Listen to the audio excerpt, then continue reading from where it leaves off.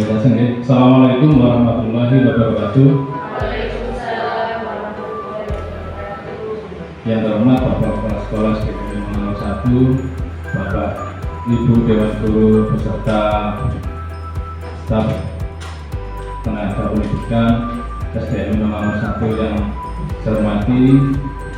Pertama-tama mari kita panjatkan puja dan puji syukur kepada Allah Subhanahu wa taala yang dimana telah melimpahkan rahmat serta hidayahnya pada kita semua sehingga kita pada siang hari ini dapat berkumpul dalam ruangan ini dengan sehat walafiat.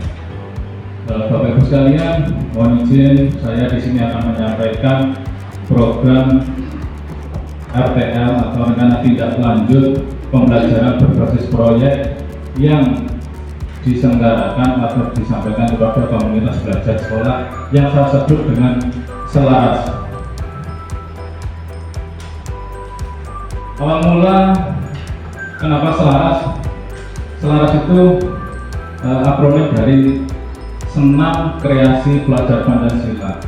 Latar belakang kegiatan ini yang pertama adalah kebugaran jasmani pada peserta didik yang ada di lingkungan kita. Anak-anak itu terkadang ada yang saat olahraga.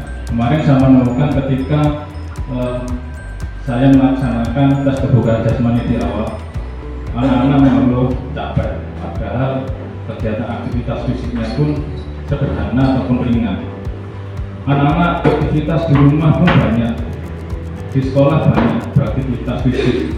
Otomatis secara tidak langsung bagaimana sekolah ini juga menyediakan sebuah fasilitas supaya kebugaran jasmani anak itu meningkat.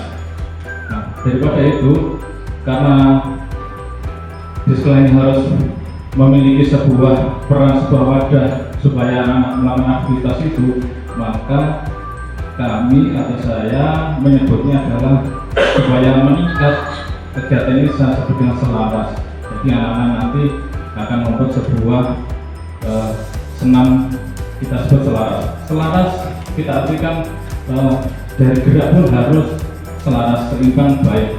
Nah, jadi harus sama. Nanti kita lanjutkan. Yang pertama tujuan yang pertama mengintegrasikan nilai-nilai Pancasila dalam aktivitas sehari-hari peserta didik melalui kegiatan senam yang mencerminkan semangat gotong royong, kerjasama, dan disiplin. Tujuan yang kedua, meningkatkan kebugaran jasmani dan mengembangkan keterampilan motorik kasar dan halus melalui berbagai gerakan senam yang terstruktur dan menyenangkan.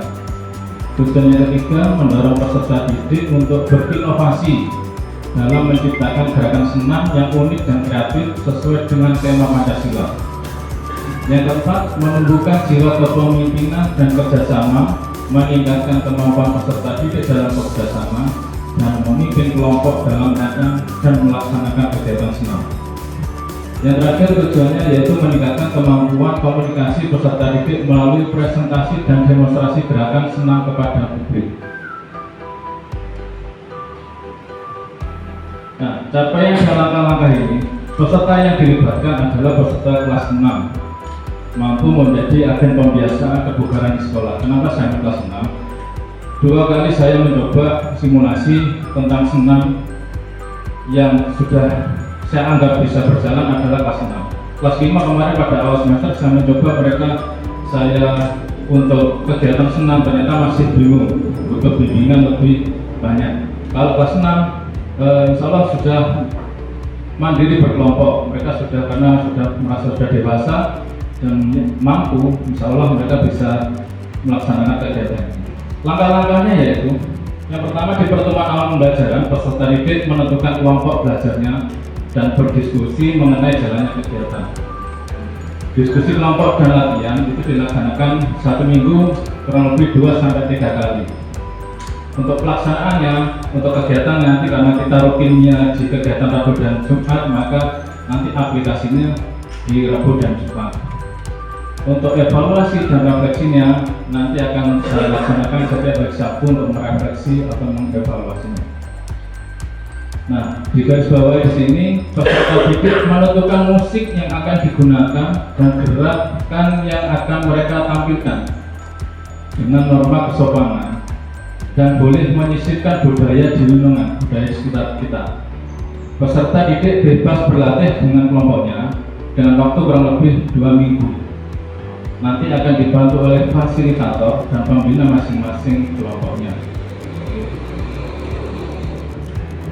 Nah, berikut adalah struktur program atau mitra dalam KBS, kelompok belajar sekolah. Di sini ada Bapak Muhammad Agus Susilo selaku kepala sekolah.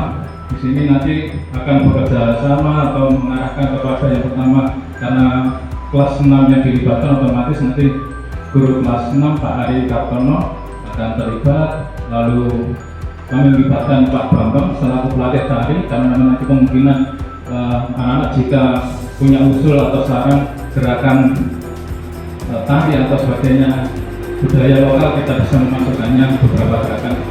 Secara otomatis 2 guru olahraga basic lokal di sini akan dilibatkan, saya sendiri dan Bu Endang Wahyuni.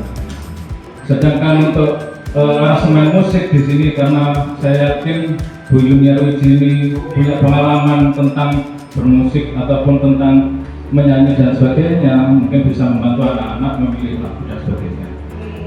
Dan nantinya seluruh anggota KBS kelompok belajar ini akan terlibat membantu anak-anak ketika nanti anak-anak diberikan instruksi, coba tanya ke bapak atau guru mengenai kesulitan itu, nanti tinggal bapak guru mengarahkan saja. Nah, tidak saja. Gitu.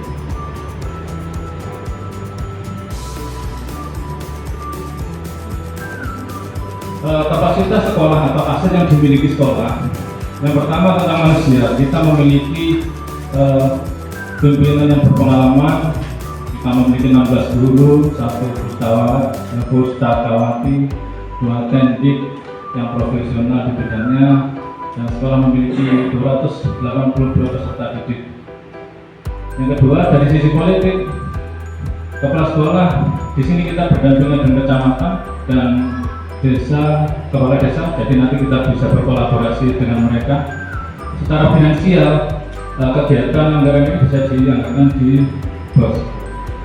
Yang keempat adalah tentang fisik. Nah, kita memiliki halaman sekolah yang memadai, 1 ruang perpustakaan yang untuk kegiatan nanti untuk literasi dan sebagainya. Kita memiliki sarana prasarana sekolah berupa LCD, laptop, proyektor sound system yang baik, serta yang kelima yaitu tentang sosial, kolaborasi dan kerjasama antar peserta didik dan dewan guru nanti diharapkan muncul. Yang keenam adalah terkait dengan lingkungan, kita memiliki lingkungan alam yang rindang, ya, cukup suasana juga adem. Yang ketujuh terkait dengan agama dan budaya, nanti memberikan sentuhan untuk gerak tari dalam senam, yaitu sekolah memiliki program pembiasaan karakter yang baik yang terlaksana rutin, seperti dari keagamaan kita punya istighosa, doa di pagi hari dan membaca Asmaul Husna. 3S, saya menyebutnya 3S karena saling senyum sapa selalu kita gemakan setiap pagi di depan pintu gerbang ke anak-anak. Lalu ada sholat berjamaah dan lain sebagainya. Selain itu, kita memiliki sebuah akun medsos untuk publikasi. Jadi kegiatan nanti anak-anak hasil produknya akan kita publikasikan kepada publik melalui Instagram, melalui YouTube, melalui TikTok dan sebagainya.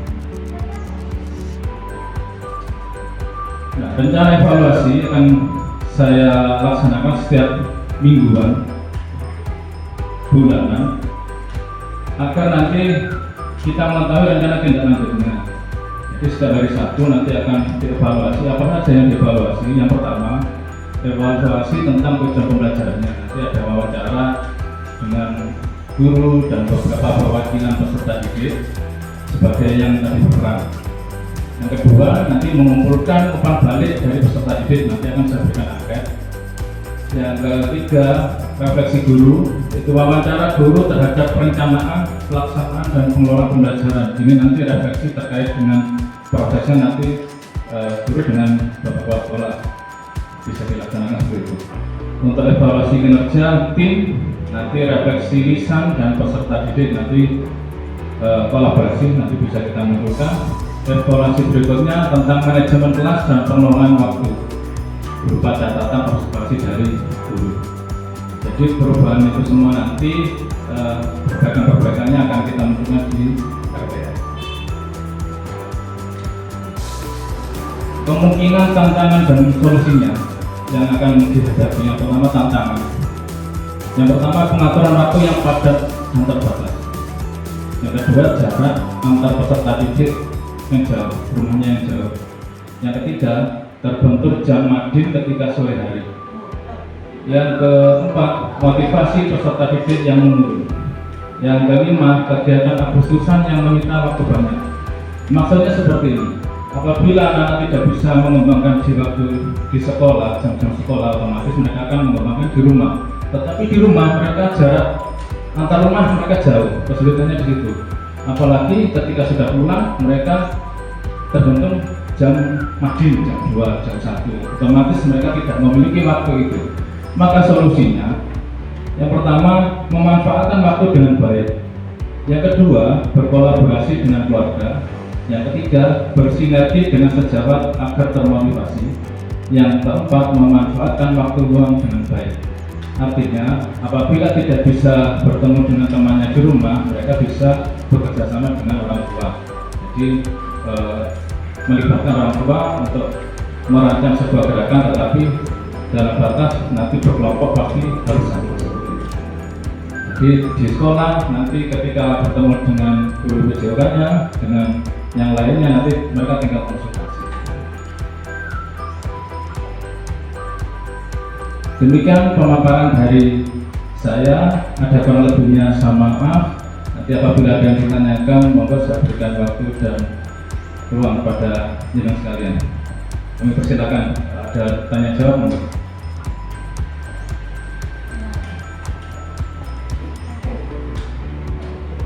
Kalau tidak ada, terima kasih. Pemaparan ini saya akhiri.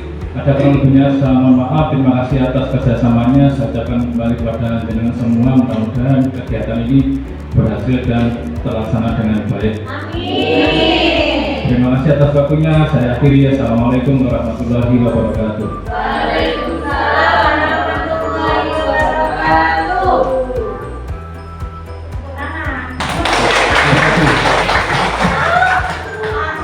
Berikutnya ada pembicaraan.